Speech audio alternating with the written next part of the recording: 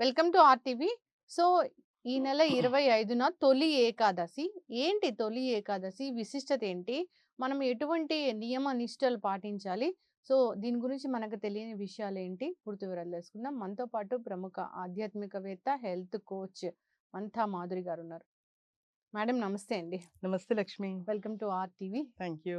Ma'am, తొలి ఏకాదశి మనం చాలా గొప్పగా జరుపుకుంటాము. అంటే దీని గురించి అందరూ తెలుసుకోవాలి. ఈ విధంగా చేసుకోవాలని మనకి పూర్వీకులు చెప్పారు అనేది కూడా ఉంటుంది. ఖచ్చితంగా పాటించవలసిన నియమ నిష్టలేంటి? అసలు ఏం చెప్తుంది? అంటే మనకు తెలియని విషయాలేంటి తొలి ఏకాదశి గురించి? ఈ తొలి ఏకాదశి అనేది ఆషాఢ మాసంలో వస్తది.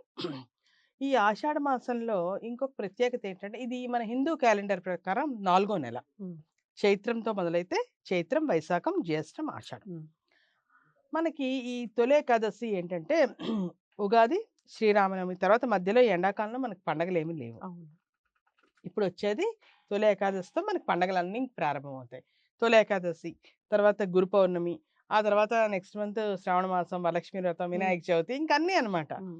అయితే ఇది ఇంకొక విశేషం ఏంటంటే, ఈ తొలి ఏకాదశి ఇప్పుడు ఆషాఢ మాసం ఏదైతే ఉందో, ఇప్పుడు మనకి దక్షిణాయనం ప్రారంభమైంది. హ్మ్.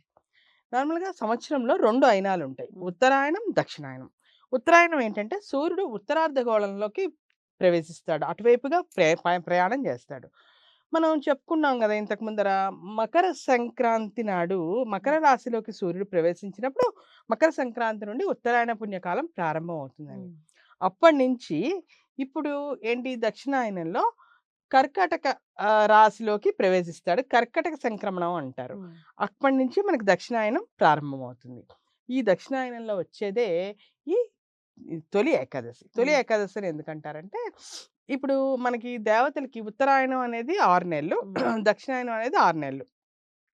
ఉత్తరాయణం అంతా దేవతలకి పగలు. దక్షిణాయనం అంతా దేవతలకు రాత్రి. హ్మ్. సో, ఈ రాత్రి ప్రా ఒక డే. మొదలవుతుందనమాట ఇంక హ్మ్. వాళ్ళకి. అందుకని తొలి ఏకాదశి. అప్పుడొచ్చేది ఈ పండగని తొలి ఏకాదశి కింద మనం జరుపుకుంటాం ఈ హ్మ్. ఏకాదశిని.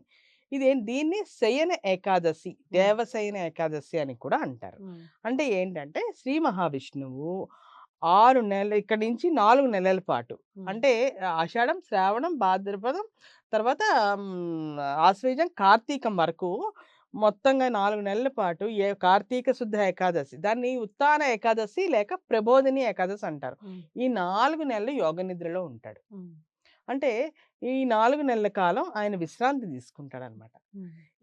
దాన్ని ఈ 4 నెలలు చాలామంది చతుర్మాస దీక్ష అని దీక్ష కూడా చేస్తారు. హ్మ్. అది ప్రారంభమయ్యే రోజే ఈ తొలి ఏకాదశి. ఈ ఈ ఏకాదశి నుండే స్వామివారు నిద్రావస్థలోకి, జాగృతావస్థలోకి వెళ్తారనమాట. హ్మ్.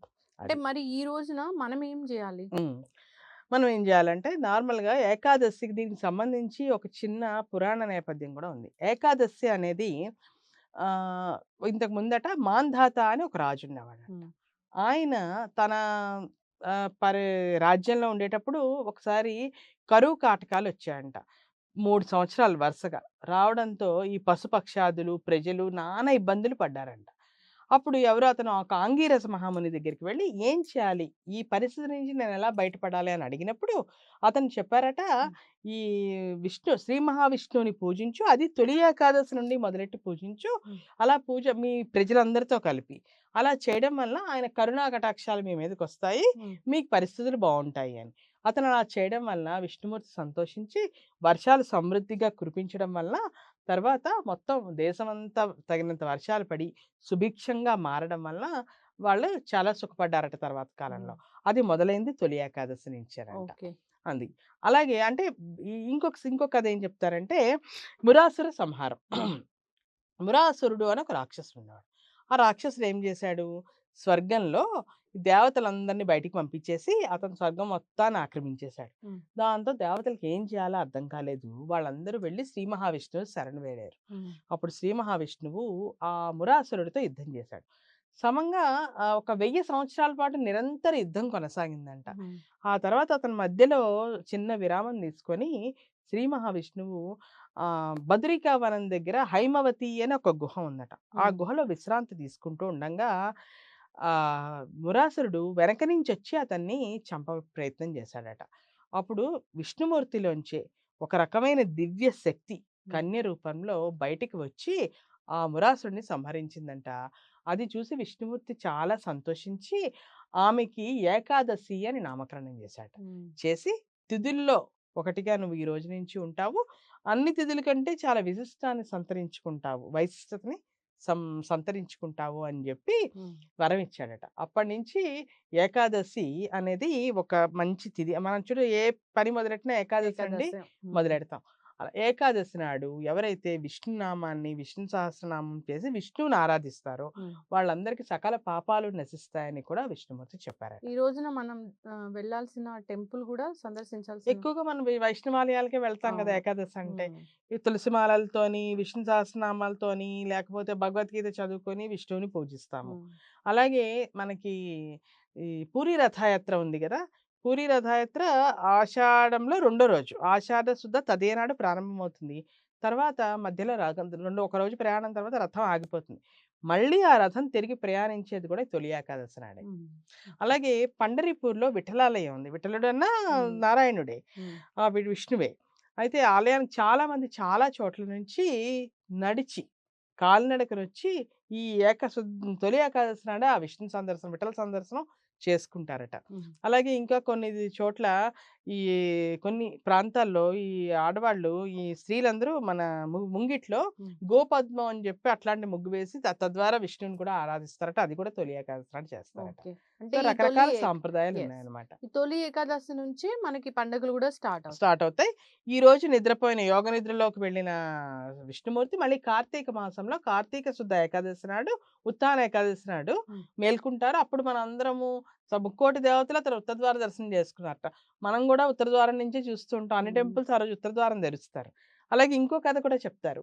ఈ శ్రీ మహావిష్ణువు వామన అవతారంలో బలిచక్రవర్తిని పాతాళంలోకి అవును. తొక్కేసాడు. హ్మ్. తెలుసు కదా ఆ కథ. అవును. దశావతారాల్లో. తొక్కినప్పుడు తను ఎవరు బలిచక్రవర్తిని చాలా భక్తుడు. ఆ భక్తికి మెచ్చి ఏదైనా వరం కావాలంటే కోరుకో అన్నాడట హ్మ్. విష్ణుమూర్తి. అంటే బలిచక్రవర్తి అడిగాడంట, "మీరు గూడా నాతో పాటు ఉండండి" అన్నాడంట. హ్మ్. అంటే ఈ విష్ణుమూర్తి పాతాళంలోకి వెళ్ళిపోయి హ్మ్. అతని రాజ్యానికి కాపలాగా ఉన్నాడట. అప్పుడు లక్ష్మీదేవి విష్ణుమూర్తిని వెతుక్కుంటూ పాతాళంలోకి వెళ్ళి బలిచక్రవర్తినితో మాట్లాడి విష్ణుమూర్తిని మళ్ళీ వైకుంఠానికి తెచ్చుకుందట. హ్మ్. బలికిచ్చిన మాట ప్రకారం ప్రతి సంవత్సరం ఈ చతుర్మాసం అంటే ఏదైతే ఉందో ఈ ఆషాఢం నుంచి కార్తీకం వరకు కార్తీక 4 మాసం. మాసాలు హ్మ్. మనకి యోగ నిద్రని చెప్తాము. కానీ ఆయన ఉండేది అక్కడ పాతాళంలో బలిచక్రవర్తికి కాపలాదారుగా ఉంటారు అని చెప్తారు. యెస్. పురాణ గాథలు. పురాణ గాథ. యాక్చువల్‌గా ఏంటంటే ఇది యోగ నిద్ర అంటే నిద్రపోవడం గాదు. హ్మ్. ఒక రకమైన ధ్యాన స్థితి. హ్మ్. ధ్యానంలో ఉంటాడు భగవంతుడు. అందుకే మనకు గూడా ఏం జెప్తారంటే, ఈ ఆషాఢ మాసంలో ముఖ్యంగా తొలి ఏకాదశి నుంచి వర్షాకాలం. ఎక్కువ ధ్యానం జేయండి. ఉపవాసాలు చేయండి. తర్వాత ధ్యానంలో గడపండి. ఎందుకంటే, ఈ రాబోయే కాలం అంతా వర్షాలు. హ్మ్. వర్షాకాలంలో మనకి సూర్యుడు తక్కువగా ఉండి, రోగాలు, జబ్బులు ఎక్కువొస్తా ఉంటాయి. ఈ టైంలో తేలికైన ఉపవాసాలు చేశామనుకో, పూర్తి ఉపవాసం ఇవాళ రేపు ఏదో ఒకరోజు చేస్తాము. అలాగే ఇంకొకటేంటంటే తొలి ఏకాదశి ప్రత్యేకత, తొలి ఏకాదశి నాడు దీన్ని పేలాల ఏకాదశి అని కూడా హ్మ్. అంటారు. ఈ ఇందాకల చెప్పాను గదా! హ్మ్. అనే రాక్షసుడని. ఆ హ్మ్. రాక్షసుడిట వెళ్లి బియ్యంలో దాక్కున్నాడట. హ్మ్. అందుకని ఆ రోజు ఎవరు బియ్యం వండుకోరు. ఓహ్!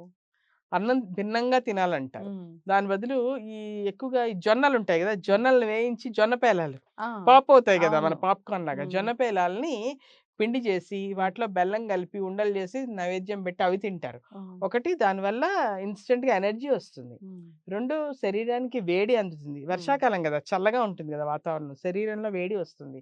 2 బలం. హ్మ్. మిగతా రోజులంతా ఏకాదశి అంటే ఏకభుక్తం, హ్మ్. బ్రహ్మచర్యం, తర్వాత అంటే దేవాలయ దర్శనం ఇలాంటివన్నీ జెప్తారు. కానీ మిగతా రోజు మొత్తం 4 నెలలు ఉపవాసం ఉండం గదా! హ్మ్. చతుర్మాస దీక్ష అని కొంతమంది చేస్తారు. ఈ హ్మ్. సన్యాసులు, పీఠాధిపతులు వీళ్ళందరూ. ఎక్కువ జైన్స్ కూడా చేస్తూ ఉంటారు. ఈ హ్మ్. చతుర్మాసం నార్త్ ఇండియాలో చాలా ఎక్కువ చేస్తారు. అయితే ఈ చతుర్మాసంలో దీక్ష చేసేవాళ్ళు ఆహ్, ఆహారాన్ని తక్కువ మోతాదులో తీసుకుంటారు. మొత్తం ఉపవాసం ఏదో ఏకాదశులకు మాత్రం ఉపవాసం ఉంటారు. కానీ అంటే సంవత్సరంలో 24 ఏకాదశులొస్తాయి. హ్మ్. 24 చేయలేకపోయిన వాళ్ళు, హ్మ్. ఈ 4 నెలల్లో 4 రెళ్ళు 8 ఏకాదశులొస్తాయి కదా! హ్మ్. ఈ 8 ఏకాదశుల్ని నియమాలు పాటిస్తే మానసిక, కాయక, వాచక పాపాలు హ్మ్. నశిస్తాయని చెప్తారు. ఉపవాసం జేయాలి ఈ రోజున. ఉపవాసం ఏకాదశి నాడు చేస్తాం. ఈ హ్మ్. పేలపిండితో నైవేద్యం హ్మ్. పెట్టి తింటాం. మిగతా రోజుల్లో కూడా చాలా తక్కువ మోతాదులో ఆహారం తీసుకోవటం. అలా తీసుకోవటం వల్ల మనకి లైట్‌గా ఉంటుంది. వర్షాకాలం గదా! దానివల్ల కొంచెం డైజెస్ట్ సిస్టమ్ కూడా అంత యాక్టివ్‌గా ఉండదు. సో, అది అందుకని తక్కువగా ఆహారం తీసుకోమని చెప్తారు. యెస్. అట్లా. చాలా చక్కగా చెప్పారు మ్యామ్. అంటే దీని పురాణ గాథ చాలానే ఉన్నాయి. చాలానే ఉన్నాయి. అయితే శ్రీ మహావిష్ణువు శయన స్థితిలోకి వెళ్తారనేది మనకు తెలిసింది. అంటే దానికి గూడా మీరు చెప్పారు. ఎందుకు? ఏంటి? హ్మ్. నిజంగానే నిద్రపోతారంటే నిద్ర కాదు. వేరే చోట ధ్యాన ఉంటారు. స్థితి వేరే ధ్య చోటుంటారు. ధ్యానంలో ఉంటారు అని అవును. చెప్తారనమాట. అట్లనే చాతుర్మాసం అంటారు దీన్ని. చాతుర్మాసం అంటే 4 మాసాలు. అవును. ఆషాఢం, శ్రావణం, భాద్రపదం, హ్మ్. ఆశ్వేజం. మళ్ళీ కార్తీకంలో అతను నిద్ర లేచిపోతారు కదా! అవును. ఈ ఏకాదశి నుంచి కార్తీక శుద్ధ ఏకాదశి వరకు 4 నెలల కాలం హ్మ్. చాతుర్మాస దీక్ష అంటారు. దీక్షలు చేపడతారు. సో, ఇప్పటి నుంచి ఎక్కువగా ఈ పీఠాధిపతులు, హ్మ్. సన్యాసులు వీళ్ళందరూ ఎందుకంటే ఒకటి ఈ వాళ్ళు ఎక్కడికి వెళ్లరు. ఒకే చోట ఉంటారు. ఎందుకంటే ఈ వర్షాకాలంలో ఒకటి ట్రావెల్ చేయడం ఇబ్బంది ప్రయాణాలు. రెండోది అలా ఎక్కువగా చిన్న చిన్న క్రిమికీటకాలవి ఎక్కువ వృద్ధి చెందే అవకాశం ఎక్కువ. ఆ టైంలో గనుక ప్రయాణాలు చేస్తే జీవహింస జరుగుతుందని ఒక నమ్మకం. హ్మ్. రెండోది జీర్ణక్రియ అంత బావుండదు ఈ వర్షాకాలంలో. అందుకని ఏం చేస్తారంటే చతుర్మాస దీక్ష చేసేవాళ్ళు ఒక నెలంతా ఆకుకూరలు తినరు. హ్మ్. ఆకుకూరలు నీటిలోంచి వస్తాయి. వాటి మీద చిన్న చిన్న క్రిములు అవి ఉండే అవకాశం ఉంటుంది గదా! అవి తింటే మనకి ఏమైనా జబ్బులు రావచ్చని తినరు. హ్మ్. అట్లాగే పప్పు ధాన్యాలు తినరు. పప్పులు కొంచెం హెవీగా ఉంటాయి గదా! డైజెస్ట్ అవ్వడం కష్టం గదా! అందుకని పప్పులు తినరు. అట్లాగే తర్వాత ఏంటది కొన్ని రకాల కాయగూరలు గూడా తినరు. హ్మ్. అవును. కదా మ్యామ్? కదా! ఆ! అది అన్నమాట. వాటిని హ్మ్. కావాలని ఈ 4 నెలలు వద్దంటారు. చతుర్మాస దీక్షలో భాగం అన్నమాట లీఫీ అది. వెజిటబుల్స్ అసలే తినకూడదు. తినకూడదంటారు. తోటకూర అసలు తీసుకోవడం తోటకూర కాదు ఎనీ లీఫీ వెజిటబుల్ ఏంటంటే తోట ఆకుల మీద లార్వా ఉంటుంది. ఈ లార్వాలవి పెడతాయి గదా! అవి సరిగ్గా కడగలేకపోవచ్చు. లేకపోతే నీరు కూడా కొంచెం కలుషితంగా ఉంటుంది. హ్మ్. వాటిని వాడడం వల్ల ఇబ్బందని జెప్పి అప్పట్లో చతుర్మాస దీక్ష కాలంలోని అంటే ఇప్పుడు జేస్తున్నారు. కానీ ఇంతకు ముందర చాలా ఎక్కువగా జేసేవాళ్ళు గదా! వాళ్ళు గూడా చాలా సైంటిఫిక్‌గా ఆలోచించి మానేశారనమాట. యెస్. సైంటిఫిక్ రీజన్ గూడా ఉంది వెనకాల. ఏదైనా మన పెద్దలు చెప్పారంటే దాని వెనక health benefits, health benefits, scientific reasons. Scientific reason తర్వాత ఏమిటిది ఈ ఆధ్యాత్మికత అన్నీ గూడా అన్నీ గూడా ఉంటాయన్నమాట. ఉంటాయి. యెస్. చాలా చక్కటి ఇన్ఫర్మేషన్ మ్యామ్. తొలి ఏకాదశి అందరూ కూడా విశిష్టంగా జరుపుకోవాలని కోరుకుందాం. జరుపుకోవాలని దేవాలయ సందర్శన జేసుకొని విష్ణు సహస్రనామాలు, లేకపోతే భగవద్గీతలు ఇలాంటి దైవ చింతనతో హ్మ్. కాలం గడపడం చాలా మంచిది. మురా అనే రాక్షసుడుంటారు కాబట్టి మనం అది తినకూడదు బియ్యం బియ్యం. తినకూడదు. అంటే బియ్యంలో దాక్కుంటాడట. ఉపవాసం ఉండండి అనేది అక్కడ మెయిన్ పాయింట్. ఆ ఒక్కరోజు ఉపవాసం ఉండండి అని జెప్తారు. ఉపవాసం ఉంటే అసలు ఎన్ని బెనిఫిట్సో. ఉపవాసం అంటే ఒకటి భోజనం మానేయడమే కాదు, 2 దేవునికి దగ్గరగా ఉండడం అని. అవును. హ్మ్. యెస్. భగవంతునికి దగ్గరగా ఉండడం అని. అంటే ఫాలో అవ్వాలి. వ ఆలోచన, చింతన అంతా కూడా మనసంతా కూడా భగవంతుడి మీద లగ్నం చేయడం. ఏం వండుకున్నాం? ఏం తిన్నాం? ఏం ప్రతిరోజు. జేయాలి? అని కుకరీ షోస్ చూసి మొదలు కొత్త వేరైటీ ట్రై చేద్దామా? ఇవన్నీ కాకుండా భగవంతుడికి దగ్గరగా ఉందాం అని ఉద్దేశం అన్నమాట. యెస్. చక్కటి ఇన్ఫర్మేషన్ మ్యామ్. ఫాలో అవ్వాలని కోరుకున్నాం. ధన్యవాదాలు.